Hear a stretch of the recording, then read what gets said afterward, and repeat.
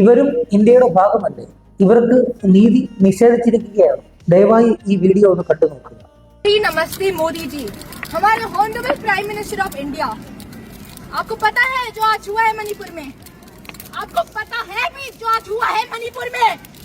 आप बोलते हो कि पीस है, आप बोलते हो कि शांति है, but what is, where is that peace? മണിപ്പൂരെ ജനതയുടെ വിലാപമാണ് നമ്മൾ കാണുന്നത്. 2023 തുടങ്ങിയ കലാപമാണ്. ആ കലാപം ഇന്നും അയവ് വന്നിട്ടില്ല എന്നുള്ളതാണ് അതിന്റെ യാഥാർത്ഥ്യം. ഇതൊക്കെ നടക്കുന്നത് നമ്മുടെ ഇന്ത്യയിലാണെന്ന് ഓർക്കണം. കൊട്ടിഘോഷിക്കുന്നുണ്ട് ഇന്ത്യ ഒരു മൂന്നാമത്തെ ശക്തിയായിട്ട് വളരുന്നു. നല്ല കാര്യം, ഇന്ത്യ വളരട്ടെ, നമുക്കതിനകത്ത് അഭിമാനമേ ഉള്ളൂ. പക്ഷേ നിങ്ങൾ എടുത്തു നോക്കൂ, വർഗീയ കലാപങ്ങൾ നടന്നുകൊണ്ടിരിക്കുന്ന ഒരു നാടായിട്ട് മാറിയില്ലേ? 2023 മുതൽ 2026 വരെ ഒരു സ്റ്റേറ്റിൽ പൂർണ്ണമായും കലാപകാരികളെ കൊണ്ട് നിറഞ്ഞിരിക്കുന്നു എന്ന് പറയുമ്പോൾ എങ്ങനെയാണ് കലാപം നടക്കുന്നത്? ജാതിയുടെയും മതത്തിന്റെയും പേരിലാണ്.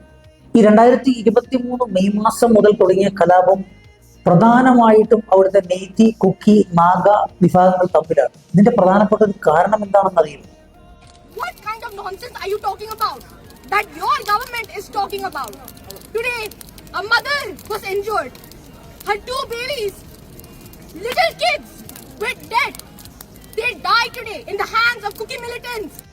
ഈ മെയ്തി വിഭാഗത്തിന് പട്ടികവർഗ പദവി നൽകുന്നതിനെതിരെയുള്ള നീക്കമായിട്ടാണ് ഈ കുക്കി അതേപോലെ തന്നെ നാഗ വിഭാഗങ്ങൾ എതിരായിക്കൊണ്ട് അവിടെ ഒരു പ്രതിഷേധം സംഘടിപ്പിക്കുകയും ആ പ്രതിഷേധം പിന്നീട് ഒരു കലാപമായിട്ട് മാറുകയുമാണ്. അതായത് ജാതീയമായിട്ടുള്ള ഒരു കലാപമായിട്ട് അവിടെ അത് മാറുകയാണ്. ആ കലാപത്തെ അടിച്ചമർത്തുവാൻ വേണ്ടി ഇപ്പോഴും നമ്മുടെ സർക്കാരിന് കഴിഞ്ഞിട്ടില്ല എന്നുള്ളത് അവരുടെ കഴിവുകേടിന്റെ ഏറ്റവും വലിയ ഒരു ഉദാഹരണം കൂടിയാണ് ഇതിനെ സൂചിപ്പിക്കുന്നത്. ഈ കലാപം തുടങ്ങിയതിന് ശേഷം 100 കണക്കിന് ആളുകൾ മരണപ്പെടുകയും അതേപോലെ തന്നെ ഏതാണ്ട് 5000-ലധികം ആളുകൾക്ക് ഭവനങ്ങൾ നിഷേധിക്കുകയും 40,000-ഓളം ആളുകൾ ആ ഒരു സംസ്ഥാനത്ത് നിന്ന്, മണിപ്പൂരിൽ നിന്ന് പലായനം ചെയ്ത് ക്യാമ്പുകളിൽ താമസിക്കുകയും ചെയ്യുകയാണ്.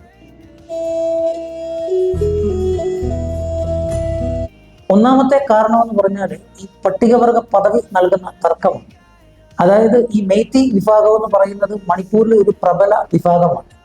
നിലവിൽ പട്ടികവർഗക്കാരായിരിക്കുന്ന കുക്കി അതേപോലെ തന്നെ നാഗ വിഭാഗങ്ങളാണ് ഇതിനെ എതിർപ്പ് പ്രകടിപ്പിക്കുകയും ചെയ്യുന്നത്. അങ്ങനെ അത് കലാപത്തിലേക്ക് പോവുകയാണ് ഉണ്ടായത്. പിന്നെ അവിടുത്തെ സർക്കാർ കൊണ്ടുവന്ന ഭൂമിയുടെ അവകാശം, അതായത് അവർ നിലവിൽ ഇപ്പോൾ താമസിച്ചുകൊണ്ടിരിക്കുന്ന വനമേഖലയിൽ നിന്നൊക്കെ അവരെ കുടിയൊഴിപ്പിക്കുന്നതിന്റെ ഭാഗമായിട്ട് കുക്കി വിഭാഗങ്ങൾക്ക് വലിയ എതിർപ്പുണ്ടാവുകയും ഇതും ഈ സംഘർഷത്തിന് ഒരു കാരണം ആവുകയും ചെയ്തു. ഞാൻ മുമ്പ് പറഞ്ഞ ഈ പട്ടികവർഗ പദവിയും അതേപോലെ തന്നെ ഈ കുടിയൊഴിപ്പിക്കലും ഒക്കെ തന്നെയും ഈ ഒരു സംഘർഷത്തിന് ഒരു പരിധിവരെ കാരണമായിട്ടുമുണ്ട്.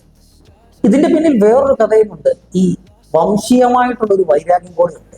അതിനകത്ത് ഈ കുക്കി മെയ്തി വിഭാഗങ്ങൾ തമ്മിലും അതേപോലെ തന്നെ കുക്കി നാഗ വിഭാഗങ്ങൾ തമ്മിലും പരമ്പരാഗതമായിട്ട് തന്നെ വൈരാഗ്യത്തോടെ പോകുന്ന ആളുകളാണ്. ഇതൊക്കെ ഈ കലാപത്തിന് ഒരു കാരണമാകുകയും ചെയ്യുന്നുണ്ട്. ഇന്ന് 2026 നിൽക്കുമ്പോൾ നമ്മുടെ ഇന്ത്യയിൽ ഇത്തരം ജാതിയും അതേപോലെ തന്നെ ഗോത്രവും ഒക്കെ പറഞ്ഞ് തമ്മിലടിക്കുകയും വർഗീയ കലാപങ്ങൾ ഉണ്ടാക്കുകയും ചെയ്യുന്ന ആളുകൾ നമ്മുടെ രാജ്യത്തുണ്ട് എന്ന് നമ്മൾ മനസ്സിലാക്കണം. ഈ മെയ്തിയും നാഗക്കാരുടെയും വേറൊരു അവർ പറയുന്ന ഒരു പ്രശ്നം കൂടിയുണ്ട്. അതായത് മ്യാൻമാറിൽ നിന്നുള്ള കുടിയേറ്റക്കാർ വന്നതോടെയാണ് ഈ കുക്കി വിഭാഗത്തിന്റെ സ്ട്രെങ്ത് കൂടിയത്, അല്ലെങ്കിൽ അവരുടെ അംഗസംഖ്യയിൽ വർധനവുണ്ടായത് എന്നും അവർ ആരോപിക്കുന്നുണ്ട്. ഇതൊക്കെ മുൻപ് പറഞ്ഞ വിഷയങ്ങളും ഒക്കെ കലാപത്തിന് കാരണമാകുന്ന ഒരു ഘടകം കൂടിയാണ്. ഈ കലാപത്തിന്റെ പ്രത്യാഘാതങ്ങൾ എന്ന് പറയുമ്പോൾ ഏകദേശം 140ഓളം മനുഷ്യർ അവിടെ കൊല്ലപ്പെട്ടു എന്നാണ് പറയുന്നത്. അത് ഔദ്യോഗികമായിട്ടുള്ള കണക്കാണ്. അതിന്റെ പിന്നിൽ എത്രത്തോളം ശരിയുണ്ടെന്ന് നമുക്കറിയത്തില്ല. ഏകദേശം 5000-ഓളം വീടുകൾ നഷ്ടപ്പെട്ടിട്ടുണ്ട്. അതേപോലെ തന്നെ ആരാധനാലയങ്ങൾ ആക്രമിക്കപ്പെട്ടിട്ടുണ്ട്. 40,000-ഓളം ആളുകൾ പലായനം ചെയ്ത് ക്യാമ്പുകളിൽ താമസിക്കുന്ന സ്ഥിതിവിശേഷമുണ്ട് ഇപ്പോൾ. പിന്നെ ഇവിടെ ഈ സംഘർഷത്തിന് അയവ് വരാഞ്ഞപ്പോഴത്തേനും അവിടുത്തെ സർക്കാർ എന്ത് ചെയ്തു? ഇന്റർനെറ്റ് നിരോധിച്ചു. മാസങ്ങളോളം ഇന്റർനെറ്റ് നിരോധിക്കുകയൊക്കെ ചെയ്തെങ്കിലും ഇപ്പോഴും ആ സംഘർഷത്തിന് അയവ് വന്നിട്ടില്ല. ഇപ്പോഴും വീണ്ടും സംഘർഷം തുടങ്ങിക്കൊണ്ടിരിക്കുകയാണ്.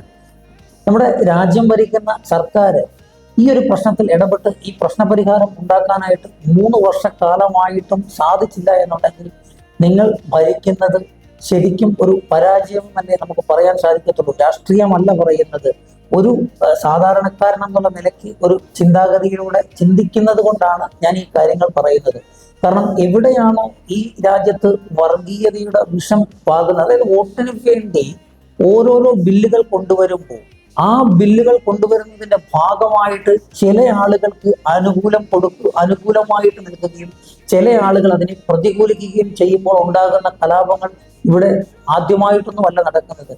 ഈ മണിപ്പൂരിലെ കലാപം ഉണ്ടല്ലോ, ഒരു കാര്യം കൂടി പറയാതെ പോകാൻ പറ്റത്തില്ല.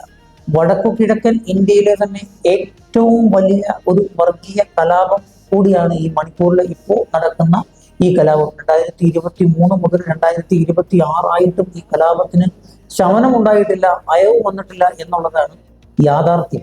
ദേശീയ മാധ്യമങ്ങളും അന്തർദേശീയ മാധ്യമങ്ങളും ഒക്കെ ഈ വാർത്തകൾ കൊടുക്കുമ്പോൾ നമ്മുടെ രാജ്യം, അതായത് ഇന്ത്യ, എത്രത്തോളം തലകുനിച്ച് നിൽക്കേണ്ടി വരും എന്നുള്ളത് നമ്മളൊന്ന് പരിശോധിച്ച് പോകണ്ടേ. ഈ പേജ് ഫോളോ ചെയ്തിട്ടില്ലാത്തവരുണ്ടെങ്കിൽ ദയവായിട്ട് ഫോളോ ചെയ്യുക, സപ്പോർട്ട് ചെയ്യുക. എല്ലാവർക്കും ഒരു ശുഭദിനം നേരുന്നു.